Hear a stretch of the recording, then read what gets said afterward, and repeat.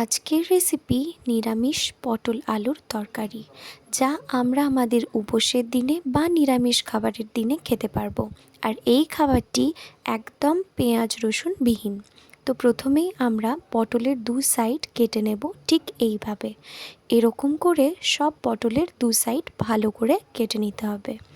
তারপর একটা বড় বোলের মধ্যে, একটা বড় বাটির মধ্যে কিছুটা পরিমাণ জল নিতে হবে। আর তার মধ্যে আমি পটলগুলোকে এইভাবে ভালোভাবে ধুয়ে নেব। তারপর এখানে এক টুকরো আদাকে কেটে ভালোভাবে ছুলে নেব। আর আদার ঝালটাকে ভালোভাবে ছুলে সেটাকে জলের মধ্যে কিছুক্ষণ আমরা সোক করব এবং সেটাকে ভালোভাবে ধুয়ে নেব। কারণ আদা মাটি থেকে তুলে আনা হয়, তো তাই আদার ছালের মধ্যে অনেক ইমপিউরিটিস থাকে, যা আদার মধ্যেও ট্রান্সফার হতে পারে। সেই জন্য আদাটাকে জলের মধ্যে ভালো করে ধুয়ে নিতে হবে। তারপর এখানে টমেটোটাকে আমি ছোট ছোট কুচো কুচো টুকরোতে কেটে নেব। আদা, টমেটো, লঙ্কা, তার সাথে 4 চামচ জিরে আর 2 চামচ ধনে দিয়ে ভালোভাবে মিক্সার গ্রাইন্ডারে ঘুরিয়ে নেব। তোমরা চাইলে গরম মশলাও অ্যাড করতে পারো, যেমন তোমরা অ্যাড করতে পারো এলাচ, লবঙ্গ আর দারচিনি। এগুলোকেও তোমরা একসাথে পেস্ট করে নিতে পারো। তো আমি এখানে ধনে আর জিরেই পেস্ট করে নিয়েছিলাম। তো এরপর আমি আলুগুলোকে নিয়ে আলুর যে ছালটা রয়েছে সেটাকেও পিলার দিয়ে পিল করে নিচ্ছি। হ্যাঁ, এই রান্নাটা করতে কিন্তু একদম সময় লাগে না। 30 মিনিটসের মধ্যেই তোমরা তৈরি করে নিতে পারবে, মানে আধা ঘন্টার মধ্যেই এটা তৈরি হয়ে যায়। তো প্রথমেই দেখো আমি পিলার দিয়ে ছাড়িয়ে নিচ্ছি, তোমরা চাইলে ছুরি বা বটিতেও কাটতে পারো। তো এইভাবে আমি দুটো আলুকে ভালোভাবে ছুলে নিলাম। তারপর আমি পটলগুলোকেও ছুলে নেব, যেগুলো জলের মধ্যে ভেজানো ছিল।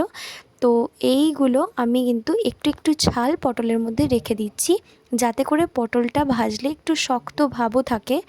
তো সেই জন্য আমি পটলের পুরো ছালটা ছুলছি না, একটু একটু ছাল রেখে দিচ্ছি। তো এরপর আমি আলুগুলোকে ডুমো ডুমো করে কেটে একটু টাইমের জন্য সেটাকে বয়েলড হতে দিয়ে দিয়েছিলাম। আর আলু, যদি আমরা আলুটাকে সেদ্ধ করে রান্নায় দিই এবং জলটা ফেলে দিই, তাহলে কিন্তু যারা সুগার পেশেন্ট তারাও কিন্তু আলু খেতে পারবে, তবে লিমিটেড পরিমাণে। তো এরপর আমি কড়াইয়ের মধ্যে দিয়ে দিলাম কিছুটা পরিমাণ সর্ষের তেল আর হলুদটাকে দিয়ে একটু ভালোভাবে নেড়ে নিলাম। তারপরে এখানে পটলগুলোকে দিয়ে একটু ভেজে নেব। বেশিক্ষণ টাইম ধরে পটল ভাজবো না, তাতে করে পটলগুলো শুকিয়ে যেতে পারে এবং চিমড় টাইপের হয়ে যেতে পারে, মানে একটু শুকিয়ে যায় তখন কিন্তু খেতে ভালো লাগে না। সেই জন্য পটলগুলোকে আমি একটু নেড়ে নিচ্ছি এবং সেই পটলগুলো যাতে একটু জুসি জুসি থাকে, তাই প্রায় 5 মিনিটস ধরে আমি ভেজে পটলগুলোকে তুলে নিলাম। এরপর ওই কড়াইয়ের মধ্যে আমি দিয়ে দিলাম আর একটু সর্ষের তেল। এই রান্নাটা কিন্তু কম তেলেই হয়। তো তারপর এই যে টমেটো, আদা, লঙ্কা, ধনে, জিরে একসাথে বেটে রেখেছিলাম, সেই মিক্সটা আমি এখানে ঢেলে দিলাম। আর তারপর এটাকে ভালোভাবে নেড়ে নিচ্ছি।